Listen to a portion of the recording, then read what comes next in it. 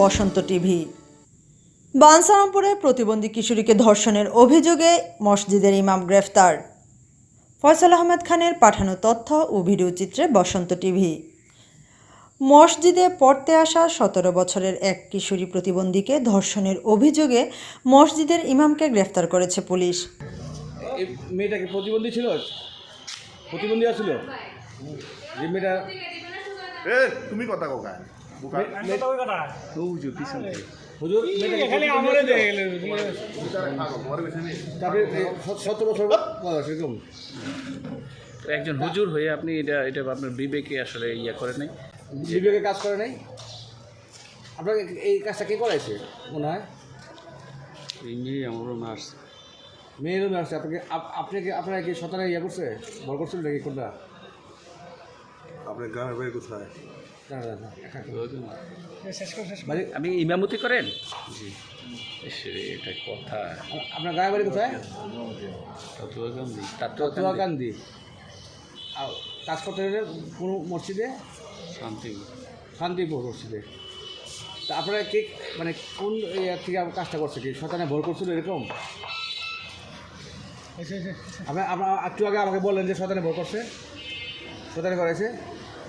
আপনি পড়াশোনা করছেন কোত্থেকে? বালুয়াকান্দি মাদ্রাসা। ওই রূপসদি বালুয়াকান্দি? কোথায়? রায়পুরা। কি কদ্দূর পড়াশোনা করছেন?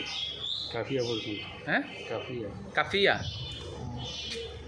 এখন এই মেয়েটা তো বিবাহিত ছিল না, মেয়েটা কী হবে অবস্থা হবে? গ্রেফতারকৃত ইমামের নাম আব্দুল করিম। তিনি ব্রাহ্মণবাড়িয়ার বাঞ্ছারামপুর উপজেলার দরিয়াদৌলত ইউনিয়নের তাতুয়াকান্দি গ্রামের ফজলু মিয়ার ছেলে। তাকে আজ শনিবার সকালে আদালতে পাঠানো হয়েছে।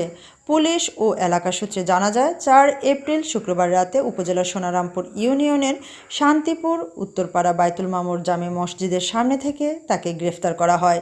তিনি ওই মসজিদে দীর্ঘদিন যাবৎ ইমামতি করতেন।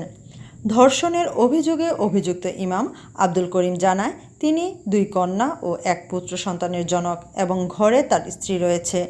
ধর্ষণের কারণ হিসেবে ইমাম করিম সাংবাদিকদের জানায়, শয়তানের প্ররোচনায় পড়ে তিনি এমন জঘন্য কাজ করেছেন। জানা যায়, শান্তিপুর মসজিদে রমজান উপলক্ষে দারুল কেরাত পড়তে যায় একই গ্রামের 17 বছরের প্রতিবন্ধী কিশোরীটি। গত 1 এপ্রিল মঙ্গলবার সকালে অন্য শিক্ষার্থীরা মসজিদ ত্যাগ করে চলে গেলে সেই সুযোগে ইমাম কিশোরীকে বিশেষ কাজ আছে বলে কক্ষে নিয়ে গিয়ে ভয় দেখিয়ে ধর্ষণ করে।